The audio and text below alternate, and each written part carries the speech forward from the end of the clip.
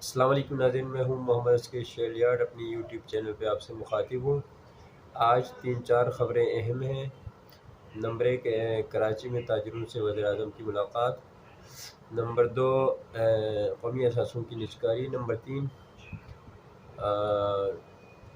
آپ کا سابقہ خاتون اول زہر کا معاملہ۔ اور نمبر 4 جو ہے نا، وزیر اعظم پاکستان کا 28 تاریخ کو غیر ملکی دورہ۔ تو سب سے پہلے تو آپ کو ہم یہ بتاتے چلیں، کراچی میں آج وزیر اعظم کی بانی پاکستان مزار قائد پہ بانی پاکستان قائد اعظم محمد علی جناح کے مزار پر حاضری ہوئی۔ اس کے بعد تاجروں سے وزیر اعظم پاکستان کی ایک اہم ملاقات ہوئی، اور جس میں تاجروں نے تمام تر جو مسائل تاجر برادری کے وہ شیئر کیے، اور اس کے بعد ایک تجویز دی وزیر اعظم پاکستان کو کہ اڈیالہ جیل کے جو باسی ہیں ان سے ہاتھ ملانے کی تجویز دی گئی ہے، اور اس پہ کتنا پیش رفت ہوتا ہے یہ تو وقت کے ساتھ ساتھ پتہ چل جائے گا۔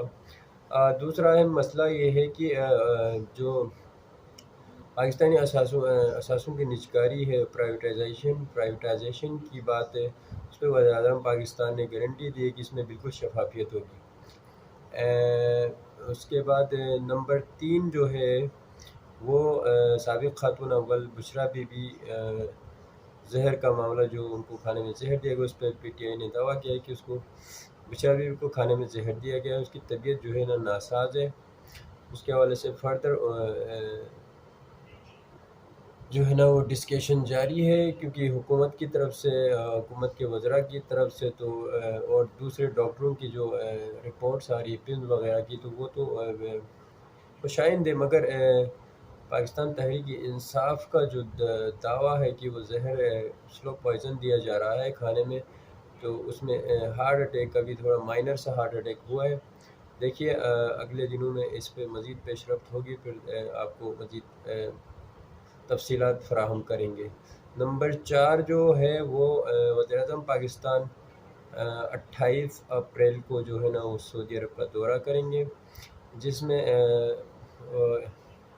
نجکاری کے حوالے سے بات ہوگی، دیگر مشرق وسطیٰ کے حوالے سے جو صورتحال اس وقت گرم جوشی پہ ہے، ایران اسرائیل کا مسئلہ ہے، فلسطین غزہ میں کیجولیٹیز کا مسئلہ ہے، اور پھر شاید سعودی عرب پاکستان کی جو نجکاری پرائیویٹائزیشن میں اس میں دلچسپی رکھتا ہے، تو اس حوالے سے بھی بات ہوگی۔ اور اوورآل آج دیکھا جائے تو کراچی میں موسم کافی گرم رہا۔ انشاءاللہ اگلے ویلاگ میں دیگر مسائل کو لے کر آپ سے ڈسکس کریں گے، بات چیت ہوگی۔ آج وقت کی قلت کی وجہ سے میں مکمل تفصیلات سے قاصر ہوں، کیونکہ آج مصروفیات کی وجہ سے اور نجی مصروفیات کی وجہ سے ریکارڈنگ کمپلیٹ نہیں ہو سکی۔ اگلی ویڈیو میں مزید تفصیلات کے ساتھ حاضر ہوں گے۔ خدا حافظ، السلام علیکم، تھینک یو۔